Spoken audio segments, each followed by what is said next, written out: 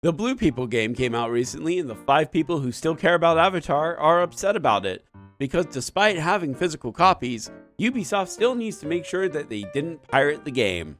When Redditor Squash81 received his game early, it hung on the title screen. He discovered this was due to Ubisoft's DRM requiring the game to check in with the server, which wasn't active pre-launch.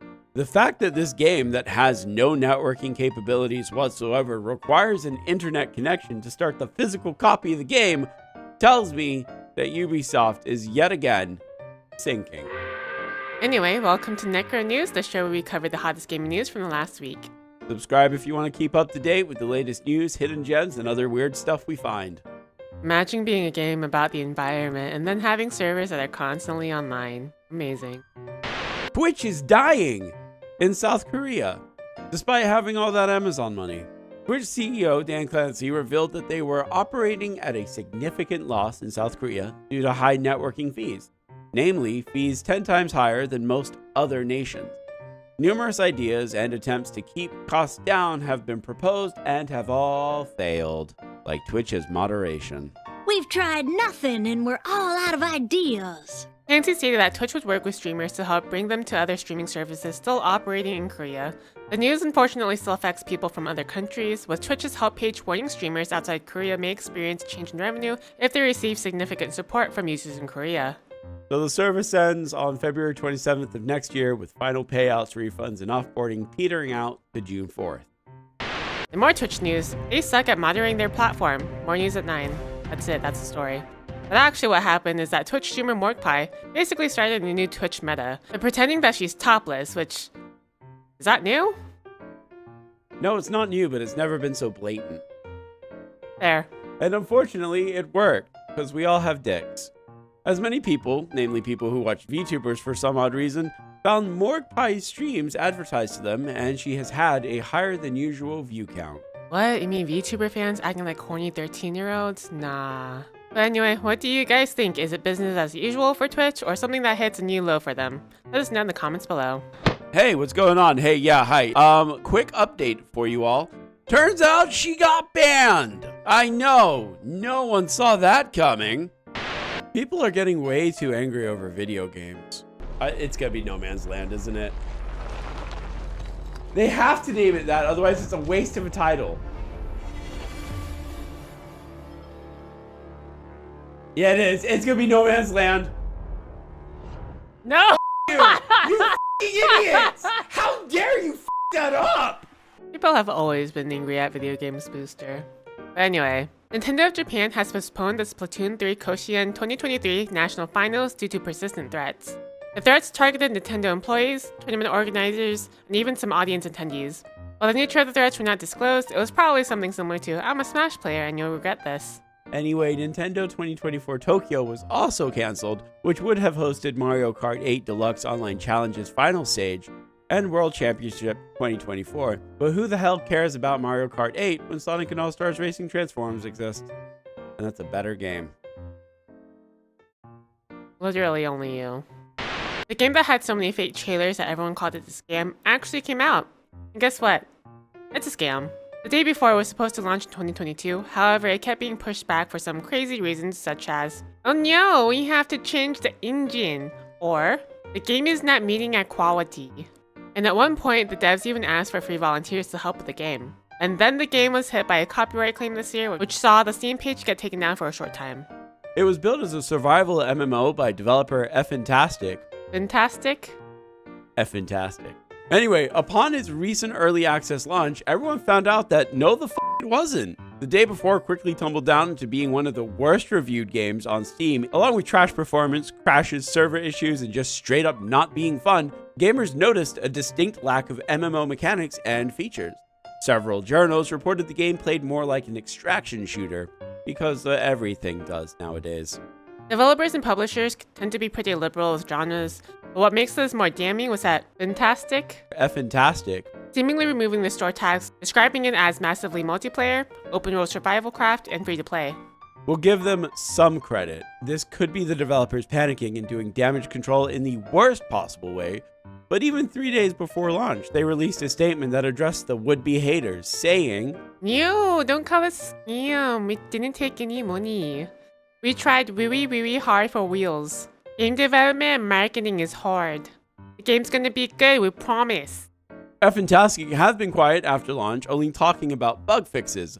But the moderators for the day before's official Discord server had to shut it down mere hours after launch due to the overwhelming complaints and bug reports. The closure is only temporary due to overwhelming toxicity, and moderation was taking time away from forwarding bug reports, which players now couldn't make via Discord.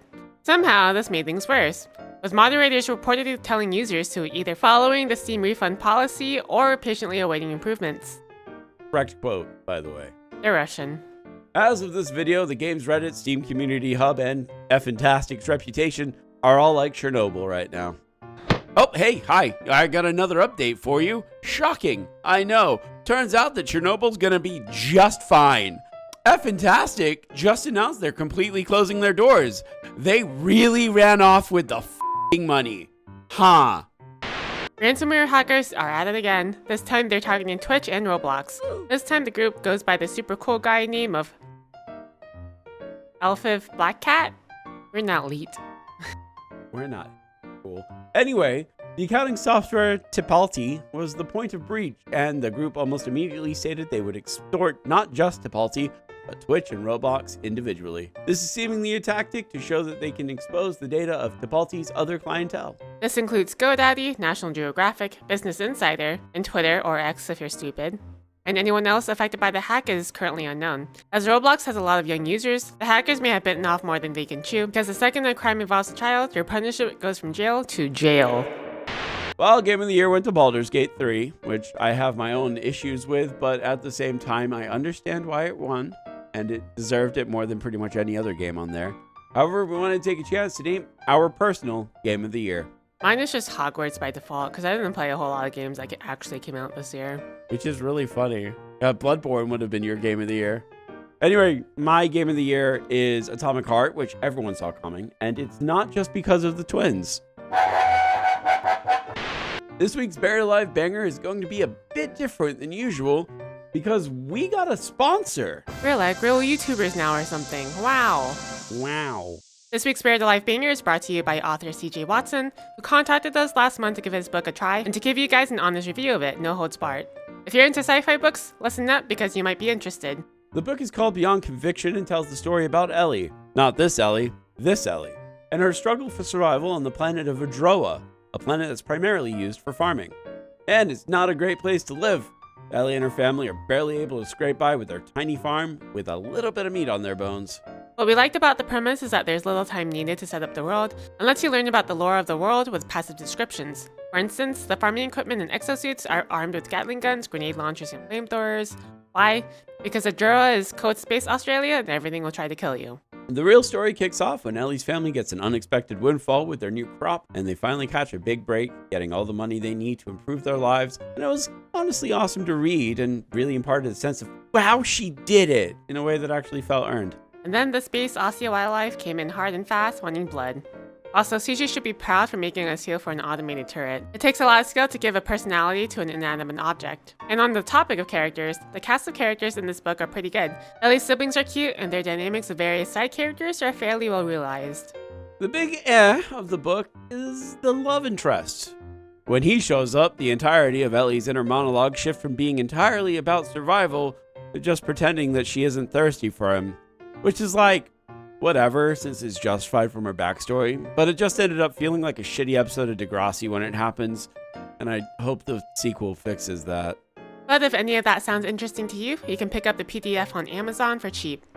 If you're more of a book kind of guy, like our editor, there's also physical copies available. If you end up getting a copy, be sure to leave a review on Amazon as well, regardless of whether you liked it or not. Also, as a side note, even if you don't enjoy reading, this can still make a pretty decent stocking stuffer for anyone else in your life who does for Christmas.